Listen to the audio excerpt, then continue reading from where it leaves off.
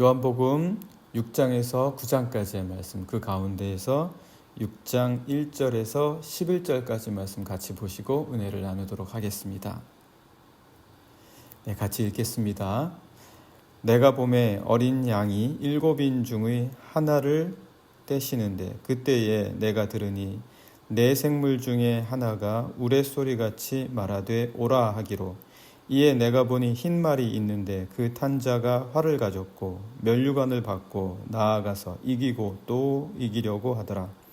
둘째 인을 떼실 때에 내가 들으니 둘째 생물이 말하되 오라 하니, 이에 다른 붉은 말이 나오더라. 그 탄 자가 허락을 받아 땅에서 화평을 제하여 버리며 서로 죽이게 하고 또 큰 칼을 받았더라. 셋째 인을 떼실 때에 내가 들으니 셋째 생물이 말하되 오라 하기로, 내가 보니 검은 말이 나오는데 그 탄 자가 손에 저울을 가졌더라. 내가 네 생물 사이로부터 나는 듯한 음성을 들으니 이르되, 한 데나리온의 밀 한 되여 한 데나리온의 보리 석대로 돼, 또 감람류와 포도주는 해치지 말라 하더라. 넷째 인을 떼실 때에 내가 넷째 생물의 음성을 들으니 말하되 오라 하기로, 내가 보매 청황색 말이 나오는데 그 탄 자의 이름은 사망이니 음부가 그 뒤를 따르더라. 그들이 땅 4분의 1의 권세를 얻어 검과 흉령과 사망과 땅의 짐승들로서 죽이더라. 다섯째 인을 떼실 때에 내가 보니 하나님의 말씀과 그들이 가진 증거로 말미암아 죽임을 당한 영혼들이 제단 아래에 있어 큰 소리로 불러 이르되, 거룩하고 참되신 대주제여, 땅에 거하는 자들을 심판하여 우리 피를 갚아주지 아니하시기를 어느 때까지 하시려 하나이까 하니, 각각 그들에게 흰 두루마기를 주시며 이르시되, 아직 잠시 동안 쉬되 그들의 동무 종들과 형제들도 자기처럼 죽임을 당하여 그 수가 차기까지 하라 하시더라. 아멘. 네, 오늘은 이렇게 저희가 요한계시록 6장에서 9장까지 말씀, 그 가운데 또 1절에서 11절까지 말씀 보시면서 함께 은혜를 나누고자 합니다. 네, 요한계시록은 여러분들 잘 아시는 것처럼 묵시록이라고 하죠. 여러 은유와 상징들이, 그리고 숫자들이 굉장히 많이 들어가 있습니다. 아마 그런 것들의 쓰임새는 이 계시록의 저자인 사도 요한의 어떤 시대적인 배경, 그리고 자신의 성장 배경 속에 배우고 익히며 살아왔던 시대에 쓰여졌던 많은 용법들과 관련이 있을 겁니다. 그가 살아있던 것은 물론 유대 예루살렘에서 주님과 함께 거니면서 사역을 했지만, 그래서 당연히 히브리적 사고와 문화를 갖고 있지만, 또한 말년에는 소아시아의 에베소에서 살았잖아요. 그러니까 당연히 바벨론이라든지 페르시아의 문화적인 배경을 또한 그 역시 갖고 있었을 겁니다. 뿐만 아니라 그 시대가 또 로마 시대였잖아요. 로마와 헬라 시대의 사상이나 배경도 가지고 있을 겁니다. 이 말은 뭐냐면, 요한계시록 안에 사용되어지는 은유라든지 그리고 상징이라든지 그리고 숫자의 모든 배경들 속에는 히브리적 사고와 그리고 바벨론 페르시아적 아시아적 사고와 그리고 로마 헬라적인 사고가 다 함께 들어가 있다라는 그런 이야기죠. 뿐만 아니라 이 요한계시록이 반모섬에서 기록이 되어지고, 그리고 소아시아의 7 교회에 보내어진 서신서잖아요. 그러니까 특별히 그 받아서 읽는 이 서신서의 독자들이 이해할 만한 사용법이 굉장히 많이 들어가 있을 것이다. 그래서 이 요한계시록을 이해하기 위해서는 특별히 이게 묵시문학이다. 당시에 있었던 시대적이고 역사적인 상황을 풀어나가고 헤쳐나가기 위해서 기록이 되어져 있고, 그리고 또 사용되어졌던 여러 용법들의 역사적인 의미와 그리고 용법이 들어가 있다. 그래야 이 계시록을 이해하는데 훨씬 더 용이하다라는 점 우리가 꼭 이해해야 된다라는 것이죠. 자, 그래서 이 요한계시록, 이 시대적인 배경을 보면 당시에 그 기독교를 굉장히 핍박했던, 로마 시대는 거의 핍박을 받았습니다. 기독교가 313년 공인되기 전까지는 계속해서 핍박을 받았죠. 그 중에서도 이 기독교인들과 우리 크리스천들과 그리고 교회를 핍박한 아주 뛰어난, 아주 눈에 띄는 그런 황제가 있었습니다. 여러분 잘 아시는 것처럼 네로 황제가 있고, 그리고 그 이후에 도미티안 황제가 있죠. 네로 황제 치하에 아마도 바울과 그리고 베드로 사도가 아마 참수되고 십자가에 거꾸로 죽지 않았나, 그렇게 추측이 됩니다. 네로 황제 때 아주 핍박이 극에 달했었고요. 그리고 나서 그 후에 도미티안 황제 때 아주 또 핍박이 극에 달합니다. 아마도 이 요한계시록은 주후 90년대 중반, 한 95년 정도 될까요?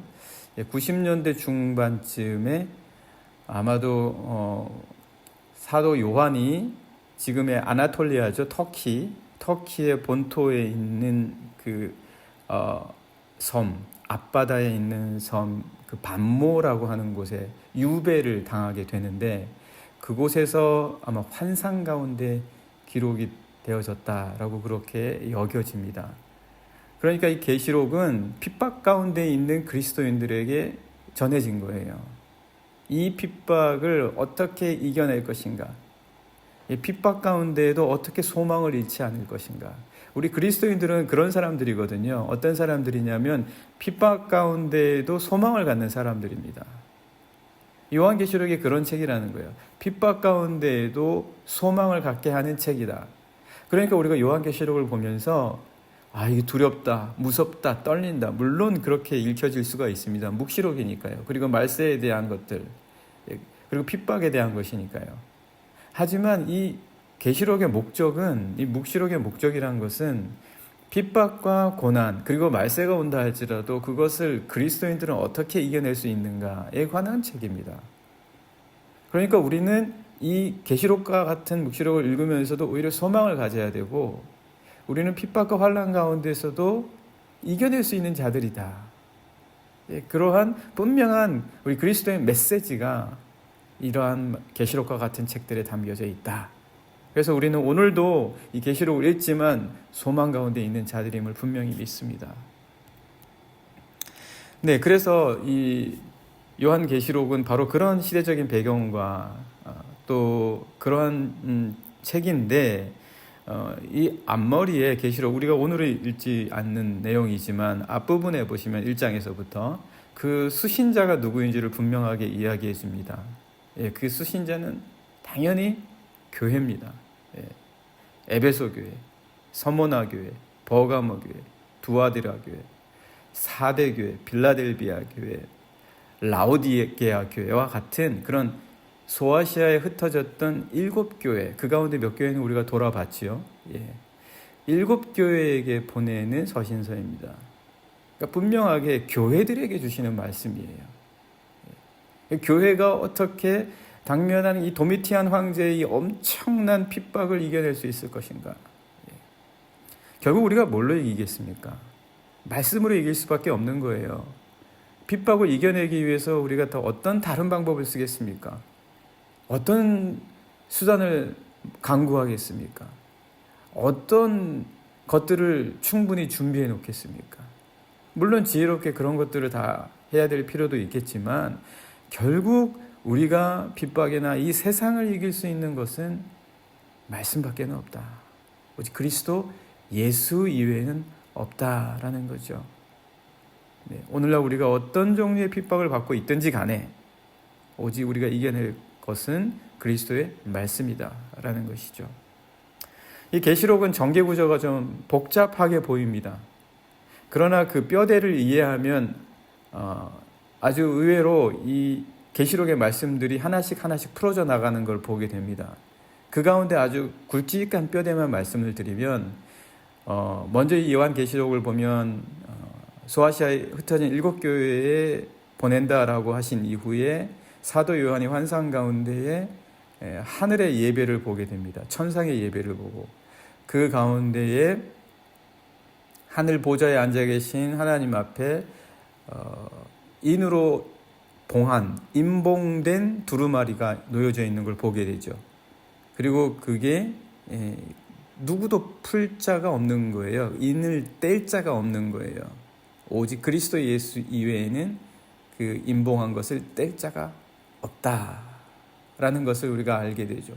그러면서 이제 그리스도께서 그 임봉한 두루마리를 하나씩 그 인을 떼시는데 7인을 떼시고 그 7인을 떼실 때에 7 나팔이 불려지고 그 7 나팔이 불려진 후에 7 대접이 온 땅 가운데 쏟아지는 그런 구조로 되어 있습니다.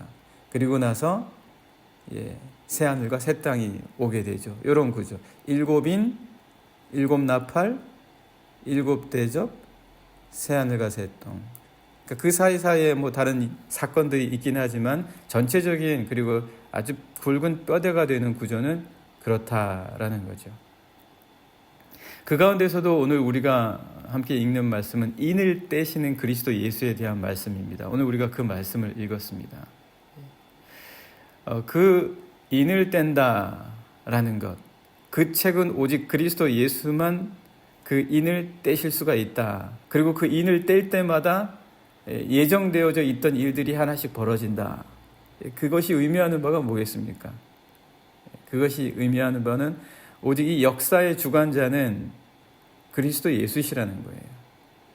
예수께서 이 역사의 주관자라는 거예요. 뭐 세상을 바라본다면 그 당시에 도미티안 황제가 역사의 주관자 같아요. 자기가 마음대로 다 할 수 있는 것 같아요. 뭐 그리스도인들도 마음대로 핍박하고 불러다가 잡아서 마음대로 가해하고 그리고 교회도 마음대로 문 닫고 마음대로 하고 싶은 대로 하는 것 같아 보입니다. 뭐 세금도 마음대로 징수하고 군사도 마음대로 징벌을 해서 마음대로 보내고 뭐 전부 다 이 세상 권력이 다 하는 것 같아요. 그래서 역사는 황제가 움직여가는 것 같이 보인다라는 거죠. 그리스도인들은 어떤 살 길이 없어 보인다. 그렇게 느끼는 거죠. 심지어 이 당시에는 로마의 황제를 신으로 숭배하라고 하잖아요. 그런 시대였다라는 겁니다. 그런 시대에 이 계시록에서 사도 요한은 분명히 하늘에 책이 있고 그 책에 인을 뗄 수 있는 자, 뗄 때마다 새로운 사건이 벌어지면서 새로운 역사가 일어나는 것, 심판의 역사가 일어나고 구원의 역사가 일어나는 그 놀라운 임봉한 책은 오직 그리스도 이외에는 누구도 뗄 수가 없더라라는 것입니다. 그러니까 그 역사는 오직 그리스도 예수의 역사라는 거예요. 이 세상의 역사의 주관자는 예수시다라는 거예요. 그래서 그 말씀을 한번 보실까요? 말씀을 한번 보시면 5장 말씀을 잠깐 한번 보시죠. 5장 말씀 보시면 5장 1절입니다. 내가 보매 보좌에 앉으신 이의 오른손에 두루마리가 있으니 안팎으로 썩고 7인으로 봉하였더라. 또 봄에 힘있는 천사가 큰 음성으로 외치기를 누가 그 두루마리를 펴며 그 인을 떼기에 합당하냐 하나 하늘 위에나 땅 위에나 땅 아래에 능히 그 두루마리를 펴거나 보거나 할 자가 없더라. 그 두루마리를 펴거나 보거나 하기에 합당한 자가 보이지 아니하기로 내가 크게 울었더니 장로 중에 한 사람이 내게 말하되 울지 말라. 유대 지파의 사자 다윗의 뿌리가 이겼으니 그 두루마리와 그 7인을 떼시리라 하더라. 오직 그리스도 예수가 역사의 주관자이시다. 이 땅에서 일어나는 모든 일이 오직 그리스도 예수로 의해 일어나고 그가 모든 것을 다스리고 주관하시고 그의 손에 있다. 우리가 믿어야 된다는 거예요. 오늘 이 시대를 살아가면서도 이 역사의 주관자는 그리스도 예수시라는 것을 알 때 우리가 이 믿음과 신앙을 지키며 살아갈 수 있고 끝내 우리의 이 모든 이 땅에서의 삶을 온전히 달려갈 수 있다라는 거예요. 세상 이 역사의 주관자 같아 보일 때가 많은 거예요. 그러니까 거기로 끌려가게 되거나 거기에 우리가 유혹이 되고 미혹이 될 때가 있는데 이 역사의 주관자는 오직 그리스도 예수이시다. 그러면서 이제 하늘의 천상에 있었던 여러 가지 일들을 말해주는데 5장 8절에 한번 보시면 그 두루마리를 예수께서 취하시죠. 어린 양이 취하십니다. 그때 네 생물과 24장로들이 그 어린 양 앞에 엎드려 각각 고문 거와 향이 가득한 금대접을 가졌으니 이 향은 성도의 기도다. 그러니까 뭡니까? 이 예배 가운데에 하늘의 예배 속에 어린 양이 그 책을 취하시고 두루마리를 취하시고 그때 이 24장로와 생물이 찬양을 하는데 금대접을 가졌다는 거예요. 그 금대접이 뭐냐? 기도다. 그러니까 그리스도 예수의 이 역사, 그가 주관하시는 역사 속에 함께 성도들이 어떻게 참여하냐? 기도로 참여한다는 거예요. 이 역사를 바꿀 수 있는 힘이 뭐냐? 그리스도께서 역사를 주관하실 때에 들으시는 음성이 뭐냐? 우리 성도들의 기도를 들어주신다라는 거예요. 우리의 이 기도가 하나님께서 이끌어 가신 역사 가운데 함께 동참하는 그런 우리의 부분이다라는 거예요. 우리의 기도가 이만큼 중요하다. 네, 그래서 이러한 이 하늘 예배의 현장이 나오게 되는데, 여기서 내생물이라고 하는 건 에스겔서에 나오는 내생물이 있죠. 그 얼굴의 형태가 에스겔서와는 약간은 다르지만, 사자, 송아지, 사람, 독수리의 모양이라고 하지 않습니까? 이거는 천사죠. 그룹들의 모양을 표현해 준 것이고, 이것이 이게 히브리적인 사고인 거죠. 그러면서도 바벨론적 사고도 같이 들어가 있고, 이런 것들은 당연히 이 서신서를 읽는 자들의 이해를 돕기 위한 하늘의 예배가 어떤 식으로 이루어지는 것인지에 대한 내용들입니다. 뿐만 아니라 24장로라는 것은 12지파와 그리고 12제자에 대한 구약과 신약을 하나로 묶어주는, 그래서 믿는 성도를 예표하는 그러한 이들을 표시해 주는 거죠. 우리 믿는 이들이 이 하늘 예배 속에서 역사를 주관하시는 그리스도 예수와 함께 예배를 드리는 거예요.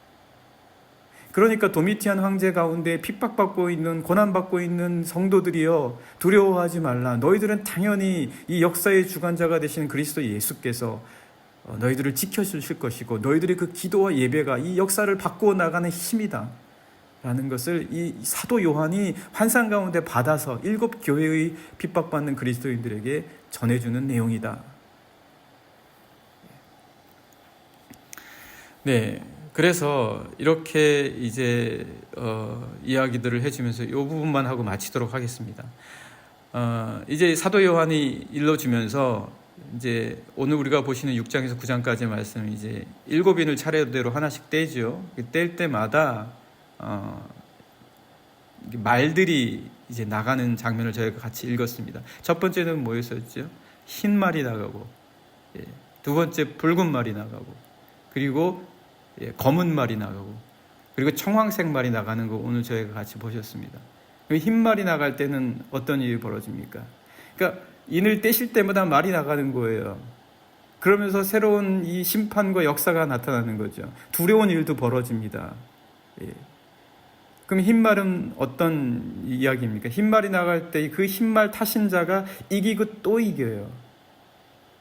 두 번째 붉은 말이 나갔을 때에는 심판이 이 땅 가운데 있으면서, 그리고 사망이 나타나고 전쟁과 같은. 그래서 오늘 말씀 보시면은 6장 2절입니다. 6장 2절. 둘째 인을 떼실 때에 내가 들으니 둘째 생물이 말하되 오라 하니 이에 다른 붉은 말이 나왔다. 그 탄자가 허락을 받아 땅에서 화평을 제하여 버려서 서로 죽이게 되었다. 칼을 받았다. 화평을 제하고 서로 죽이게 되는 칼을 받은 전쟁을 상징한다라는 거죠. 심판이 오게 된다. 붉은 말이 나오면서 우리 땅의 인류의 역사 속에 전쟁의 심판이라는 것을 보게 된다.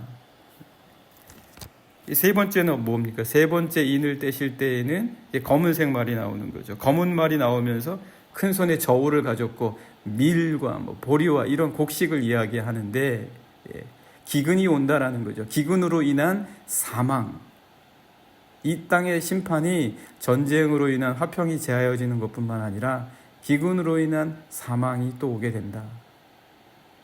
이런 것들이 사실 올 때 인간이 막을 수 있습니까? 못 막잖아요. 이 역사의 주관자가 도대체 누구입니까? 이렇게 전쟁과 기근이 올 때에 많은 사람들이 또 죽어요. 많은 사람들이 고통을 당하게 되지요. 여기서 그치는 것이 아니라 또 이제 마지막 네 번째 인을 떼실 때 마지막 말이 나오는데 7절의 말씀 보시면 넷째 인을 떼실 때에 또 청황색 말이 나오게 됩니다.